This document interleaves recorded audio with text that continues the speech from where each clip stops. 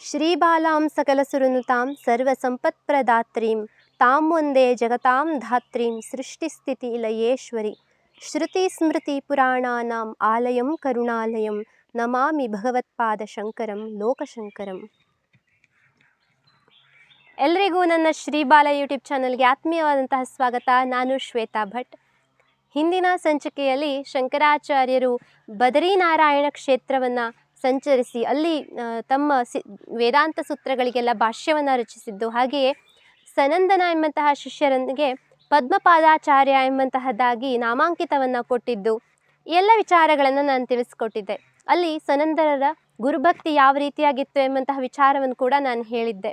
ಅದಾದ ನಂತರ ಅವರು ಅಲ್ಲಿಂದ ಅಂದರೆ ಜ್ಯೋತಿರ್ಧಾಮದಿಂದ ಮುಂದೆ ಕೇದಾರಕ್ಕೆ, ಕೇದಾರನಾಥದಿಂದ ಗೋಮುಖಕ್ಕೆ, ಗೋಮುಖದಿಂದ ಗಂಗೋತ್ರಿಗೆ, ತದನಂತರ ಅವರು ಉತ್ತರ ಕಾಶಿಗೆ ಬಂದಂತಹ ವಿಚಾರಗಳನ್ನು ಕೂಡ ನಾನು ನಿಮಗೆ ತಿಳಿಸ್ಕೊಟ್ಟಿದ್ದೆ. ಇವತ್ತಿನ ವಿಡಿಯೋದಲ್ಲಿ ಅವರು ಉತ್ತರ ಕಾಶಿಯಲ್ಲಿದ್ದಾಗ ಅವರಿಗೆ ಆಯಸ್ಸು, ಅವರ ಇದ್ದಂತಕ್ಕಂತಹ 16 ವರ್ಷದ ಆಯಸ್ಸು ಪೂರ್ಣವಾಗಿರುತ್ತೆ. ಆ ಸಮಯದಲ್ಲಿ ಏನಾಗುತ್ತೆ, ಯಾವ ರೀತಿಯಾಗಿ ಅವರ ಆಯಸ್ಸು ವೃದ್ಧಿ ಆಗುತ್ತೆ ಎಂಬಂತಹ ವಿಚಾರವನ್ನು ತಿಳಿಸ್ಕೊಡ್ತೇನೆ. ನೀವಿನ್ನು ನನ್ನ ಚಾನಲ್ಗೆ ಸಬ್ಸ್ಕ್ರೈಬ್ ಮಾಡ್ಕೊಂಡಿಲ್ಲ ಅಂತಂದರೆ ದಯವಿಟ್ಟು ಸಬ್ಸ್ಕ್ರೈಬ್ ಮಾಡ್ಕೊಳ್ಳಿ. ಯಾಕಂದರೆ ಮುಂದೆ ನಾನು ಹಾಕ್ತಕ್ಕಂತಹ ಎಲ್ಲ ವಿಚಾರದ ಎಲ್ಲ ವಿಡಿಯೋಗಳು ಕೂಡ ತಮಗೆ ಬಹುಬೇಗ ಲಭ್ಯವಾಗುತ್ತೆ. ಆ ರೀತಿಯಾಗಿ ತಾವು ಸಬ್ಸ್ಕ್ರೈಬನ್ನು ಮಾಡಿಕೊಂಡ್ರೆ ಇವತ್ತಿನ ವಿಡಿಯೋವನ್ನು ಶುರು ಮಾಡೋಣ. ಶಂಕರಾಚಾರ್ಯರು ಹುಟ್ಟಿದ್ದೇ ದೈವಿಕ ಕಾರಣಕ್ಕಾಗಿ, ಅಂದರೆ ಹಿಂದೂ ಧರ್ಮವನ್ನು ಉದ್ಧಾರ ಮಾಡಬೇಕು, ಪುನರುಜ್ಜೀವನಗೊಳಿಸಬೇಕು, ಕ್ಷೀಣಿಸ್ತಾ ಇರತಕ್ಕಂತಹ ಈ ಧರ್ಮವನ್ನು ಮತ್ತೆ ಎತ್ತಿ ಹಿಡಿಬೇಕು ಎಂಬಂತಹ ಕಾರಣಕ್ಕಾಗಿ. ಅವರ ಜನನವಾಗಿರ್ತಕ್ಕಂತಹದ್ದು ಈ ಕಾರಣಕ್ಕಾದರೆ, ತದನಂತರ ಅವರು ತಮಗೆ 8 ವರ್ಷ ಆಯಸ್ಸಿರುವಂತಹದ್ದು ಎನ್ನುವಂತಹದ್ದು ತಿಳಿದು ಬಹುಬೇಗ ಸನ್ಯಾಸತ್ವವನ್ನು ಸ್ವೀಕಾರ ಮಾಡ್ತಾರೆ. ಆಗ ಅವರಿಗೆ ಮತ್ತೆ 8 ವರ್ಷಗಳ ಆಯಸ್ಸು ಸಿಗತ್ತೆ. ಅಲ್ಲಿಂದ ಅವರ ಯಾತ್ರೆ ಪ್ರಾರಂಭವಾಗುತ್ತೆ. ಅವರು ತಮ್ಮ ಹುಟ್ಟೂರಾದಂತಹ ಕೇರಳದಿಂದ ಉತ್ತರದ ಕಡೆಗೆ ಕಾಶಿಗೆ ಪ್ರಯಾಣವನ್ನು ಮಾಡ್ತಾರೆ. ಕಾಶಿಯಲ್ಲಿ ವಿಶ್ವನಾಥನ ದರ್ಶನವನ್ನು ಪಡಿತಾರೆ. ಹಾಗೆಯೇ ಅಲ್ಲಿಂದ ಮುಂದೆ ಬದರಿನಾರಾಯಣ ಕ್ಷೇತ್ರ, ಬಹಳಷ್ಟು ಉತ್ತರ ಭಾರತದಲ್ಲಿ ಇರ್ತಕ್ಕಂತಹ ಬಹಳಷ್ಟು ತೀರ್ಥಕ್ಷೇತ್ರಗಳನ್ನು ಅವರು ಪರ್ಯಟನೆಯನ್ನು ಮಾಡ್ತಾರೆ. ಅದೆಲ್ಲವನ್ನು ಮುಗಿಸಿ ಅವರು ತಮ್ಮ ಕೊನೆಯ ಕಾಲ ಅಂತಾರೆ, ಅವರು ಅಂದುಕೊಂಡಿರ್ತಕ್ಕಂತಹ ಕೊನೆಯ ಅವಧಿಯನ್ನು ಉತ್ತರ ಕಾಶಿಯಲ್ಲಿ ಕಳೀತಾರೆ. ತಮ್ಮಲ್ಲಿರ್ತಕ್ಕಂತಹ ಜ್ಞಾನವನ್ನು, ತಮ್ಮ ವಿಚಾರಗಳನ್ನು, ಅದ್ವೈತದ ವಿಚಾರಗಳನ್ನು ಪೂರ್ತಿಯಾಗಿ ತಮ್ಮ ಶಿಷ್ಯರಿಗೆ ಕಲಿಸುವತ್ತ ತಾವು ಅದರ ಕಡೆ ಹೆಚ್ಚು ಒತ್ತನ್ನು ಕೊಡ್ತಾರೆ. ಯಾಕಂದರೆ ಅದ್ವೈತ ಎನ್ನುವಂತಹದ್ದು ಅವರಿಗೆ ಕೊನೆಯ ಆಗತಕ್ಕಂತಹ ವಿಚಾರವಲ್ಲ. ಅವರ ಮುಂದಿನ ಪೀಳಿಗೆಗಳು ಕೂಡ ಅದನ್ನು ಉಪಯೋಗಿಸಿಕೊಳ್ಬೇಕು, ಅದರಲ್ಲಿ ಮುಂದುವರಿಬೇಕು, ಅದ್ವೈತವನ್ನು ಅರ್ಥ ಮಾಡಿಕೊಳ್ಬೇಕು, ಹಾಗೆಯೇ ಆ ಒಂದು ಪರಂಪರೆ ಮುಂದುವರಿಬೇಕು ಎಂಬಂತಹ ಕಾರಣಕ್ಕಾಗಿ ಅವರು ತಮ್ಮ ಶಿಷ್ಯರಿಗೆಲ್ಲ ಈ ವಿಚಾರಗಳನ್ನು ತಿಳಿಸಿಕೊಡ್ತಾ ಹೋಗ್ತಾರೆ. ಇನ್ನೇನು ಅವರ ಆಯಸ್ಸು ಪೂರ್ಣವಾಗ್ತಾ ಬರ್ತಕ್ಕಂತಹ ಒಂದು ಸಮಯವಾಗಿರುತ್ತೆ. ಈ ಸಮಯದಲ್ಲಿ ಅವರು ಉತ್ತರ ಕಾಶಿಯಲ್ಲಿ ತಮ್ಮ ಶಿಷ್ಯರಿಗೆ ಪಾಠವನ್ನು ಮಾಡ್ತಾ ಇದ್ದಂತಹ ಸಂದರ್ಭದಲ್ಲಿ ಒಬ್ಬ ಬ್ರಾಹ್ಮಣರು ಬರ್ತಾರೆ. ಮುದುಕಾಗಿರ್ತಕ್ಕಂತಹ ಒಬ್ಬ ಬ್ರಾಹ್ಮಣರು ಅವರು ಬಂದು ಕೇಳ್ತಾರೆ, ಈ ಸನ್ಯಾಸಿ, ಬಾಲ ಸನ್ಯಾಸಿ ವೇದಾಂತವನ್ನು ಹೇಳಿಕೊಡ್ತಾರೋ ಹೇಗೆ ಎಂಬಂತಹದ್ದಾಗಿ ಕೇಳ್ತಾರೆ. ಆಗ ಅವರ ಶಿಷ್ಯರು ಹೇಳ್ತಾರೆ, ಹೌದು, ಇವರು ವೇದಾಂತ ಸೂತ್ರಕ್ಕೆ ಭಾಷ್ಯವನ್ನು ಬರೆದಿರ್ತಕ್ಕಂತಹ ಶಂಕರಾಚಾರ್ಯರು ಅಂತ ಅನ್ನಿಸಿಕೊಂಡಿರ್ತಕ್ಕಂತಹ ಮಹಾತ್ಮರು, ಇವರು ನಮ್ಮ ಗುರುಗಳು. ಇವರು ವೇದಾಂತ ಸೂತ್ರಕ್ಕೆ ಭಾಷ್ಯವನ್ನು ರಚನೆ ಮಾಡಿದ್ದಾರೆ, ಭಗವದ್ಗೀತೆಗೆ ಭಾಷ್ಯವನ್ನು ಬರೆದಿದ್ದಾರೆ, ಹಾಗೆ ಇನ್ನು ಅನೇಕ ಕೃತಿಗಳಿಗೆ ವ್ಯಾಖ್ಯಾನಗಳನ್ನು ಬರೆದಿದ್ದಾರೆ, ಉಪನಿಷತ್ತಿಗೆ ವ್ಯಾಖ್ಯಾನವನ್ನು ಬರೆದಿದ್ದಾರೆ, ಆಚಾರ್ಯರು ಅಂತ ಅನ್ನಿಸಿಕೊಂಡಿರ್ತಕ್ಕಂತಹವರು ಇವರು ನಮ್ಮೆಲ್ಲರಿಗೂ ಕೂಡ ಪಾಠವನ್ನು ಮಾಡ್ತಾರೆ ಎಂಬಂತಹದ್ದಾಗಿ ಹೇಳಿದಾಗ, ಹಾಗಾದರೆ ಇವರು ಅದ್ವೈತವನ್ನು ತಿಳಿದುಕೊಂಡಿದ್ದಾರೋ ಹೇಗೆ ಎಂಬಂತಹದ್ದಾಗಿ ಕೇಳ್ತಾರೆ. ಹೌದು, ಇವರು ಅದ್ವೈತವನ್ನು ತಿಳಿದುಕೊಂಡಿದ್ದಾರೆ, ಅಷ್ಟೇ ಅಲ್ಲ ಅದ್ವೈತದ ಪ್ರಚಾರವನ್ನು ಕೂಡ ಮಾಡ್ತಾ ಇದ್ದಾರೆ ಎಂಬಂತಹದ್ದಾಗಿ ಹೇಳಿದಾಗ ಆ ಬ್ರಾಹ್ಮಣರು ಕೇಳ್ತಾರೆ, ಹಾಗಾದರೆ ನನಗೆ ಒಂದಷ್ಟು ಅದ್ವೈತದ ಬಗ್ಗೆ ಪ್ರಶ್ನೆಗಳಿವೆ, ನಾನು ಇವರನ್ನು ಕೇಳಬೇಕು ಎಂಬಂತಹದ್ದಾಗಿ ಹೇಳಿದಾಗ ಶಂಕರಾಚಾರ್ಯರು ಅವರೊಂದಿಗೆ ಚರ್ಚೆಗೆ ತೊಡಗ್ತಾರೆ. ಆ ಚರ್ಚೆಯಲ್ಲಿ ಬಹಳಷ್ಟು ಬಂದಿರತಕ್ಕಂಥದ್ದು ಯಾವುದು ಅಂತಂದರೆ ವೇದಾಂತದ ವಿಚಾರ, ಅದ್ವೈತದ ವಿಚಾರಗಳು, ಯಾವ ರೀತಿಯಾಗಿ ದ್ವೈತಗಳು ಬೇರೆ ಬೇರೆ ಆಗಿರ್ತಕ್ಕಂಥವು, ಹಾಗೆ ಅದ್ವೈತದಲ್ಲಿ ಯಾವ ರೀತಿಯಾದಂತಹ ವಿಚಾರಗಳಿವೆ, ಬ್ರಹ್ಮಜ್ಞಾನ ಅಂತಂದರೆ ಏನು, ಬ್ರಹ್ಮ ಸುಖ ಅಂತಂದರೆ ಏನು, ಸನ್ಯಾಸಿ ಆದವನು ಯಾವ ರೀತಿಯಾಗಿ ಬದುಕಬೇಕು ಎಂಬಂತಹದ್ದಾಗಿ ಅದ್ವೈತ ಶಾಸ್ತ್ರ ಹೇಳುತ್ತೆ. ಅದ್ವೈತದಲ್ಲಿರ್ತಕ್ಕಂತಹ ವಿಚಾರಗಳೇನು ಅಂದರೆ ಆತ್ಮ ಮತ್ತು ಪರಮಾತ್ಮ ಇಬ್ಬರು ಒಬ್ಬರೇ ಆಗಿರ್ತಕ್ಕಂತಹವರು, ಎಲ್ಲರಲ್ಲಿ ಇರ್ತಕ್ಕಂತಹ ಆತ್ಮದ ರೂಪ ಕೂಡ ಒಂದೇ ಆಗಿರ್ತಕ್ಕಂತಹ ಎಂಬಂತಹ ವಿಚಾರಗಳಿರ್ಬೋದು. ಈ ಎಲ್ಲ ರೀತಿಯಾದಂತಹ ವಿಚಾರಗಳನ್ನು ಅವರು ಚರ್ಚೆಯನ್ನು ಮಾಡ್ತಾರೆ. ಪ್ರತಿನಿತ್ಯ ಚರ್ಚೆಯನ್ನು ಮಾಡುವಂಥದ್ದು. ಬೆಳಗ್ಗೆ ಪ್ರಾತಃವಿಧಿಗಳನ್ನು ಮುಗಿಸಿಕೊಂಡು ಚರ್ಚೆ ಪ್ರಾರಂಭವಾದರೆ ಅದು ಮಧ್ಯಾಹ್ನದ ತನಕ ಆ ಚರ್ಚೆ ಮುಂದುವರಿತಾ ಇತ್ತು. ತದನಂತರ ಮಧ್ಯಾಹ್ನದ ಊಟವನ್ನು ಮುಗಿಸಿ ಮತ್ತೆ ಚರ್ಚೆಗೆ ಕುಳಿತರೆ ಸಂಜೆ ತನಕ ಮುಂದುವರಿತಾ ಇತ್ತು. ಈ ರೀತಿಯಾಗಿ ಅವರು 7 ದಿನಗಳ ಕಾಲ ನಿರಂತರವಾಗಿ ಚರ್ಚೆಯಲ್ಲಿ ತೊಡಗಿಕೊಳ್ಳಿ. ಈ ರೀತಿಯಾಗಿ ಚರ್ಚೆ ಮುಂದುವರಿತಾ ಇದ್ದ ಹಾಗೆ ಸನಂದರಿಗೆ ಅಂದರೆ ಪದ್ಮಪಾದಾಚಾರ್ಯರಿಗೆ ಒಂದು ಅನುಮಾನ ಬರುತ್ತೆ. ಈ ಬ್ರಾಹ್ಮಣರು ಸಾಮಾನ್ಯ ಜ್ಞಾನದ ಬ್ರಾಹ್ಮಣರಲ್ಲ, ಇವರು ಬಹಳ ಪಾಂಡಿತ್ಯವನ್ನು ಹೊಂದಿರತಕ್ಕಂತಹವರು, ಇವರು ಯಾವುದೋ ಒಂದು ನಮ್ಮನ್ನು ಪರೀಕ್ಷೆ ಮಾಡುವುದರ ಸಲುವಾಗಿ ಈ ವೇಷದಲ್ಲಿ ಬಂದಿರತಕ್ಕಂತಹ ಯಾವುದೋ ಋಷಿಮುನಿಗಳೇ ಆಗಿರಬೇಕು, ಯಾವುದೋ ಮಹಾನ್ ಪಂಡಿತರೇ ಆಗಿರಬೇಕು ಎಂಬಂತಹದ್ದಾಗಿ ಅನುಮಾನ ಬಂದು ಅವರು ಅಂದರೆ ಆ ಬ್ರಾಹ್ಮಣರು ಇಲ್ಲದಂತಹ ಸಂದರ್ಭದಲ್ಲಿ ಶಂಕರಾಚಾರ್ಯರಿಗೆ ಬಂದು ಹೇಳ್ತಾರೆ. ಶಿಷ್ಯನ ಮಾತನ್ನು ಕೇಳಿದಂತಹ ಶಂಕರಾಚಾರ್ಯರು ತಲೆದೂಗ್ತಾರೆ. ಹೌದು, ನನಗೂ ಕೂಡ ಈ ಅನುಮಾನಗಳಿವೆ, ನೋಡೋಣ, ಅವರು ನಾಳೆ ಬರಲಿ, ನಾನು ವಿಚಾರಿಸ್ತೇನೆ ಎಂಬಂತಹದ್ದಾಗಿ ಹೇಳ್ತಾರೆ. ಹಾಗೆ ಮಾರನೇ ದಿನ ಆ ಬ್ರಾಹ್ಮಣರು ಚರ್ಚೆಗಾಗಿ ಬಂದಂತಹ ಸಂದರ್ಭದಲ್ಲಿ ಶಂಕರಾಚಾರ್ಯರು ಅವರ ಪಾದಕ್ಕೆ ಎರಗಿ ಹೇಳ್ತಾರೆ, ನನಗೆ ಗೊತ್ತು ನೀವು ಸಾಮಾನ್ಯರಾದಂತಹ ಬ್ರಾಹ್ಮಣ ಮುದುಕರಲ್ಲ, ನೀವು ಯಾರೋ ಬಹಳ ದೊಡ್ಡದಾಗಿರ್ತಕ್ಕಂತಹ ಜ್ಞಾನಿಗಳೇ ಇರಬೇಕು, ತಾವು ತಮ್ಮ ನಿಜ ರೂಪದಲ್ಲಿ ಪ್ರಕಟರಾಗಿ ಎಂಬಂತಹದ್ದಾಗಿ ಕೇಳಿಕೊಂಡಾಗ ತಮ್ಮ ನಿಜರೂಪವಾದಂತಹ ವ್ಯಾಸ ಮಹರ್ಷಿಯ ರೂಪದಲ್ಲಿ, ಕೃಷ್ಣದ್ವೈಪಾಯನ ಎಂಬಂತಹ ಮಹರ್ಷಿಯ ರೂಪದಲ್ಲಿ ಅವರು ಕಾಣಿಸಿಕೊಳ್ತಾರೆ ಶಂಕರಾಚಾರ್ಯರಿಗೆ.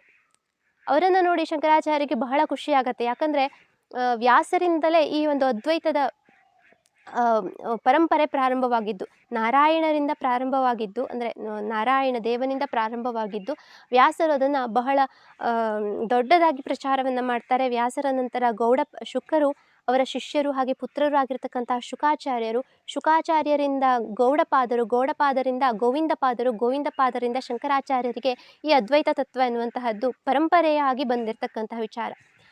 ಹಾಗಾಗಿ ತಮ್ಮ ಮೂಲ ಗುರುಗಳಾದಂತಹ ವ್ಯಾಸ ಮಹರ್ಷಿಗಳನ್ನು ಕಂಡು ಶಂಕರಾಚಾರ್ಯರಿಗೆ ಬಹಳ ಖುಷಿಯಾಗತ್ತೆ. ಅವರು ಶಂಕರಾಚಾರ್ಯರು ಅವರ ಕಾಲಿಗೆ ಬಿದ್ದು ಕೇಳ್ಕೊಳ್ತಾರೆ, ನೀವು ರಚನೆ ಮಾಡಿದಂತಹ ವೇದಾಂತಕ್ಕೆ ನಾನು ಭಾಷ್ಯವನ್ನು ಬರೆದಿದ್ದೇನೆ, ಅದನ್ನು ದಯವಿಟ್ಟು ತಾವು ಪರಿಶೀಲಿಸಬೇಕು ಎಂಬಂತಹದ್ದಾಗಿ ಕೇಳಿಕೊಂಡು ತಾವು ಬರೆದಿರ್ತಕ್ಕಂತಹ ಭಾಷ್ಯವನ್ನು ಅವರಿಗೆ ಕೊಡ್ತಾರೆ. ಆಗ ವ್ಯಾಸ ಮಹರ್ಷಿಗಳು ವೇದಾಂತದಲ್ಲಿ ಇರತಕ್ಕಂತಹ ಎಲ್ಲ ವಿಚಾರಗಳನ್ನು ಕ್ರೋಢೀಕರಿಸಿ ಭಾಷ್ಯವನ್ನು ನೀನು ಬರೆದಿದ್ದೀಯಾ, ಇದು ಮುಂದಿನ ಪೀಳಿಗೆಗೆ ಬಹಳ ಉಪಯುಕ್ತವಾಗುತ್ತೆ, ಇದೇ ರೀತಿಯಾಗಿ ನೀನು ಶ್ರುತಿ ಮತ್ತು ಸ್ಮೃತಿಗಳಿಗೂ ಕೂಡ ಭಾಷ್ಯವನ್ನು ರಚನೆ ಮಾಡು ಎಂಬಂಥದ್ದಾಗಿ ಕೇಳ್ತಾರೆ. ಶ್ರುತಿ ಹಾಗೆ ಸ್ಮೃತಿಗಳಿಗೆ ಈಗಾಗಲೇ ಶಂಕರಾಚಾರ್ಯರು ಭಾಷ್ಯವನ್ನು ರಚನೆ ಮಾಡಿರ್ತಾರೆ. ಅದನ್ನೇ ವ್ಯಾಸರಿಗೆ ಹೇಳಿ ತಾನೀಗಾಗಲೇ ಅದಕ್ಕೆ ಭಾಷ್ಯವನ್ನು ರಚನೆ ಮಾಡಿದ್ದೇನೆ, ನೀವು ಅದನ್ನು ಓದಿ ಪರಿಗ್ರಹಿಸಬೇಕು ಎಂಬಂಥದ್ದಾಗಿ ಕೇಳಿಕೊಂಡಾಗ ಅದನ್ನು ಕೂಡ ವ್ಯಾಸ ಮಹರ್ಷಿಗಳು ನೋಡಿ ಬಹಳ ಉತ್ತಮವಾಗಿದೆ, ಇದು ಮುಂದಿನ ಪೀಳಿಗೆಗೆ ಬಹಳ ಉಪಯುಕ್ತವಾಗುತ್ತೆ ಎಂಬಂತಹದ್ದಾಗಿ ಹೇಳ್ತಾರೆ. ಇದಿಷ್ಟೆಲ್ಲ ಆದಾಗ ಶಂಕರಾಚಾರ್ಯರು ಕೊನೆಯದಾಗಿ ಒಂದು ಮಾತನ್ನು ಹೇಳ್ತಾರೆ, ನಾನು ಈ ಭೂಮಿಗೆ ಬಂದಿದ್ದು ಈ ಒಂದು ಕಾರಣಕ್ಕಾಗಿ, ಅಂದರೆ ಹಿಂದೂ ಧರ್ಮವನ್ನು ಪುನರುಜ್ಜೀವನಗೊಳಿಸಬೇಕು, ಹಾಗೆ ಕೆಲವೊಂದಷ್ಟಕ್ಕೆ ಭಾಷ್ಯಗಳನ್ನು ಬರಿಬೇಕು ಎಂಬಂತಹದ್ದಕ್ಕಾಗಿ ನನ್ನ ಹುಟ್ಟಾಗಿರ್ತಕ್ಕಂತಹದ್ದು. ಅದೇ ಕಾರಣದಿಂದ ನಾನು ಸನ್ಯಾಸತ್ವವನ್ನು ಕೂಡ ಸ್ವೀಕರಿಸಿದ್ದೆ. ಈ ಎಲ್ಲ ಕಾರ್ಯಗಳಿಗೆ ನಾನು ಮುಗಿದಿದೆ, ನಾನು ಅಂದುಕೊಂಡಿರ್ತಕ್ಕಂತಹ ಕಾರ್ಯಗಳನ್ನೆಲ್ಲವನ್ನು ನಾನು ಮುಗಿಸಿದ್ದೇನೆ. ಹಾಗೆ ನನ್ನಲ್ಲಿ ಇರ್ತಕ್ಕಂತಹ ಜ್ಞಾನವನ್ನು ನಾನು ನನ್ನ ಶಿಷ್ಯಂದಿರಿಗೆ ಈಗಾಗಲೇ ನೀಡಿದ್ದೇನೆ. ಹಾಗಾಗಿ ನಾನು ಬಂದಿರತಕ್ಕಂತಹ ಎಲ್ಲ ಕಾರ್ಯಗಳು ಮುಗಿಯಿತು, ಇನ್ನು ನೀವು ಅಪ್ಪಣೆ ಕೊಟ್ಟರೆ ನಾನು ದೇಹತ್ಯಾಗವನ್ನು ಮಾಡ್ತೇನೆ ಎಂಬಂತಹದ್ದಾಗಿ ವ್ಯಾಸರಿಗೆ ಹೇಳ್ತಾರೆ. ಇದನ್ನು ಕೇಳಿ ಶಂಕರಾಚಾರ್ಯ ಶಿಷ್ಯರಿಗೆಲ್ಲ ಬಹಳ ದುಃಖ ಆಗುತ್ತೆ. ಅವ್ರಿಗೂ ಎಲ್ರಿಗೂ ಗೊತ್ತು ಶಂಕರಾಚಾರ್ಯರಿಗೆ ಇರ್ತಕ್ಕಂಥದ್ದು 16 ವರ್ಷ ಆಯಸ್ಸು ಮಾತ್ರ ಎಂಬಂಥದ್ದಾಗಿ. ಆದರೂ ಆ ದಿನ ಬಂದಾಗ ಅವರೆಲ್ಲರಿಗೂ ದುಃಖ ಆಗುತ್ತೆ. ಗುರುಗಳೇ, ನೀವು ನಮ್ಮನ್ನು ಬಿಟ್ಟು ಹೋಗಬಾರದು ಎಂಬಂಥದ್ದಾಗಿ ಭಾಳಷ್ಟು ರೀತಿಯಲ್ಲಿ ಕೇಳಿಕೊಳ್ತಾರೆ. ಆದರೆ ಶಂಕರಾಚಾರ್ಯರು ನಿರ್ಧಾರವನ್ನು ಮಾಡಿದ್ದಾರೆ, ತಾನು ಬಂದಂತಹ ಕಾರ್ಯ ಮುಗಿಯಿತು, ಹಾಗಾಗಿ ತಾನು ದೇಹತ್ಯಾಗವನ್ನು ಮಾಡಿಬಿಡುವಂತಹದ್ದು ಸರಿ. ಸಾವು ಹೇಗೋ ಬರುತ್ತೆ, ಅದು ಬರುವಂಥ ಸಂದರ್ಭದಲ್ಲಿ ನಾನೇ ದೇಹತ್ಯಾಗವನ್ನು ಮಾಡಿ ಆತ್ಮರೂಪದಿಂದ ಪರಮಾತ್ಮನಲ್ಲಿ ಒಂದಾಗುವಂತಹ ಆ ಒಂದು ಸಂದರ್ಭವನ್ನು ನಾನೇ ತಂದುಕೊಳ್ಳೋಣ ಎಂಬಂತಹದ್ದು ಅವರ ಇಚ್ಛೆ. ಗುರುಗಳ ಅನುಗ್ರಹವು ದೊರೆತು ಬಿಟ್ಟರೆ ತಾನು ಅದಕ್ಕಿಂತ ಭಾಗ್ಯಶಾಲಿ ಇನ್ನೊಂದಿಲ್ಲ ಎಂಬಂತಹದ್ದಾಗಿ ಎಲ್ಲ ಅಂದ್ಕೊಂಡು ಅವರು ವ್ಯಾಸರನ್ನು ಕೇಳಿದಾಗ ವ್ಯಾಸರು ಅದಕ್ಕೆ ಒಪ್ಪೋದಿಲ್ಲ. ಇಲ್ಲ ಮಗು, ನೀನು ಬಂದಿರತಕ್ಕಂತಹ ಅರ್ಧ ಕೆಲಸಗಳು ಮಾತ್ರ ಪೂರ್ಣವಾಗಿವೆ, ಆದರೆ ಈ ಭಾಷ್ಯಗಳನ್ನು ರಚಿಸುವಂತಹದ್ದಿರ್ಬೋದು, ತೀರ್ಥ ಪರ್ಯಟನೆಗಳನ್ನು ಮಾಡುವಂತಹದ್ದು, ಈ ಕ್ಷೇತ್ರಗಳಿಗೆಲ್ಲ ಬರುವಂತಕ್ಕಂತಹದ್ದು ನಿನ್ನ ಉದ್ದೇಶವಲ್ಲ, ಇಷ್ಟೇ ಅಲ್ಲ ನಿನ್ನ ಜೀವನದ ಕರ್ತವ್ಯಗಳು. ಇದಕ್ಕೂ ಮಿಗಿಲಾಗಿ ನೀನು ಈ ಭರತಖಂಡದಾದ್ಯಂತ ಹಿಂದೂ ಧರ್ಮವನ್ನು ಪ್ರಚಾರವನ್ನು ಮಾಡಬೇಕು, ಈ ವೈದಿಕ ಧರ್ಮವನ್ನು ನೀನು ಪುನರುಜ್ಜೀವನಗೊಳಿಸಬೇಕು. ಅದಕ್ಕಾಗಿ ನೀನು ಇನ್ನಷ್ಟು ಯಾತ್ರೆಗಳನ್ನ ಕೈಗೊಳ್ಳಬೇಕು, ಇನ್ನಷ್ಟು ಕಡೆ ಸಂಚಾರವನ್ನು ಮಾಡಬೇಕು, ಜನರಿಗೆ ತಿಳುವಳಿಕೆಯನ್ನು ಕೊಡಬೇಕು. ಹಾಗಾಗಿ ನೀನು ಇನ್ನಷ್ಟು ವರ್ಷಗಳ ಕಾಲ ಬದುಕಬೇಕು. ನಾನು ನಿನಗೆ ಇನ್ನು 16 ವರ್ಷಗಳ ಕಾಲ ಪೂರ್ಣಾಯುಸ್ಸನ್ನು ಕೊಡ್ತಾ ಇದ್ದೇನೆ. ಈ ಅನುಗ್ರಹಿಸಲ್ಪಟ್ಟಂತಹ ಈ 16 ವರ್ಷಗಳ ಒಳಗೆ ನೀನು ಭಾರತದಾದ್ಯಂತ ಸಂಚಾರವನ್ನು ಮಾಡಿ ಈ ಮಣ್ಣಿನಲ್ಲಿ ಹುಟ್ಟಿರ್ತಕ್ಕಂತಹ ಹಿಂದೂ ಧರ್ಮವನ್ನು ಪುನರುಜ್ಜೀವನಗೊಳಿಸುವುದರ ಜೊತೆಗೆ ವೈದಿಕ ಧರ್ಮವನ್ನು ಜಾಗೃತಗೊಳಿಸಿ ಜನರ ಮನಸ್ಸಿನಲ್ಲಿ ಇನ್ನೂ ಸಾವಿರಾರು ವರ್ಷಗಳು ಕಳೆದರೂ ಕೂಡ ಹಿಂದೂ ಧರ್ಮದ ವಿಚಾರಗಳು ಅವರ ಮನಸ್ಸಿನಲ್ಲಿ ಹೋಗಲಾಗದೆ ಇರೋ ರೀತಿಯಲ್ಲಿ ನೀನು ಅದನ್ನು ಪ್ರಚಾರವನ್ನು ಮಾಡಬೇಕು ಎಂಬಂತಹದ್ದಾಗಿ ಹೇಳಿ 16 ವರ್ಷಗಳ ಆಯಸ್ಸನ್ನು ಅನುಗ್ರಹವನ್ನು ಮಾಡ್ತಾರೆ. 16 ವರ್ಷಗಳನ್ನು ಈಗಾಗಲೇ ಅವರು ಕಳೆದಿದ್ದಾರೆ. ಇನ್ನೂ 16 ವರ್ಷ ವಯಸ್ಸು ಅವರಿಗೆ ಅನುಗ್ರಹಪೂರ್ಣವಾಗಿ ವ್ಯಾಸ ಮಹರ್ಷಿಗಳಿಂದ ದೊರೆಯುತ್ತೆ. ಈ ರೀತಿಯಾಗಿ ಅವರು 16 ವರ್ಷಗಳ ಆಯಸ್ಸನ್ನು ಪಡೆದುಕೊಂಡು ತದನಂತರ ವ್ಯಾಸ ಮಹರ್ಷಿಗಳವರಿಗೆ ಇನ್ನೊಂದು ಮಾತನ್ನು ಹೇಳ್ತಾರೆ. ನೀನು ಹೋಗಿ ಈಗ ಕುಮಾರಿಲ್ಲ ಭಟ್ಟ ಎಂಬಂತಹವನನ್ನು ವಾದದಲ್ಲಿ ಸೋಲಿಸಬೇಕು. ಆತ ಕೂಡ ಬಹಳ ಪರಾಕ್ರಮಿಯಾಗಿರ್ತಕ್ಕಂತಹ ಪಾಂಡಿತ್ಯವನ್ನು ಹೊಂದಿರತಕ್ಕಂತಹ ಪಂಡಿತ. ಅವನನ್ನು ನೀನು ವಾದದಲ್ಲಿ ಗೆಲ್ಲು, ಅವನನ್ನು ನಿನ್ನ ಶಿಷ್ಯನನ್ನಾಗಿ ಮಾಡಿಕೊ. ಅಷ್ಟಾದರೆ ನಿನಗೆ ಈ ಭೂಮಿಯಲ್ಲಿ ಆದಷ್ಟು ಬೇಗ ಧರ್ಮ ಪ್ರಚಾರವನ್ನು ಮಾಡೋದಕ್ಕೆ ಸಾಧ್ಯವಾಗತ್ತೆ ಎಂಬಂತಹದ್ದಾಗಿ ಹೇಳಿ ಕೃಷ್ಣದ್ವೈಪಾಯನರು ತಮ್ಮ ಪ್ರಯಾಣವನ್ನು ಮುಂದುವರಿಸ್ತಾರೆ. ಅದೇ ರೀತಿಯಾಗಿ ಶಂಕರಾಚಾರ್ಯರು ಕೂಡ ಗುರುಗಳ ಇಚ್ಛೆಯನ್ನು ಅರಿತು ಆ ರೀತಿಯಾಗಿ ತಾನು ಮುನ್ನಡೆಯಬೇಕು ಎಂಬಂತಹ ನಿರ್ಧಾರವನ್ನು ಮಾಡಿ ಕುಮಾರಿಲ್ಲ ಭಟ್ಟರನ್ನು ಹುಡುಕಿಕೊಂಡು ಬರ್ತಾರೆ. ಕುಮಾರಿಲ್ಲ ಭಟ್ಟರದು ಶಂಕರಾಚಾರ್ಯರದು ಒಂದು ಪರ್ವವಾದರೆ ಕುಮಾರಿಲ್ಲ ಭಟ್ಟರದೇ ಒಂದು ವಿಚಾರಧಾರೆ. ಕುಮಾರಿಲ್ಲ ಭಟ್ಟರು ಏನು ಕಡಿಮೆಯವರಲ್ಲ, ಶಂಕರಾಚಾರ್ಯರಿಗೆ ಸರಿಸಮನರಾಗಿ ನಿಲ್ಲತಕ್ಕಂತಹ ಪಾಂಡಿತ್ಯವನ್ನು ಹೊಂದಿದಂತಹವರು. ಹೇಗೆ ಶಂಕರಾಚಾರ್ಯರು ಅದ್ವೈತವನ್ನು ಪ್ರಚಾರವನ್ನು ಮಾಡ್ತಾ ಒಂದು ಮಟ್ಟದಲ್ಲಿ ಸ್ಥಾನವನ್ನು ಗಳಿಸಿಕೊಂಡಿದ್ರು, ಅದೇ ರೀತಿಯಾಗಿ ಕುಮಾರಿಲ್ಲ ಭಟ್ಟರು ಕೂಡ ಹಿಂದೂ ಧರ್ಮಕ್ಕಾಗಿ ತಮ್ಮ ಜೀವನವನ್ನು ಮುಡಿಪಾಗಿಟ್ಟಂತಹವರು, ಜೀವನವನ್ನು ತ್ಯಾಗ ಮಾಡಿದಂತಹವರು. ಅವರ ಕಥೆಯಂತೂ ಬಹಳ ಸ್ಫೂರ್ತಿದಾಯಕವಾದಂತಹ ಕತೆ. ಅದನ್ನು ನಾನು ಮುಂದಿನ ಒಂದು ವಿಡಿಯೋದಲ್ಲಿ ತಿಳಿಸ್ಕೊಡ್ತೇನೆ, ಯಾಕಂದರೆ ವಿಡಿಯೋ ತುಂಬ ಲಾಂಗ್ ಆಗುತ್ತೆ. ಅವರ ವಿಚಾರಗಳು ತುಂಬ ಇವೆ ಹೇಳೋದಕ್ಕೆ.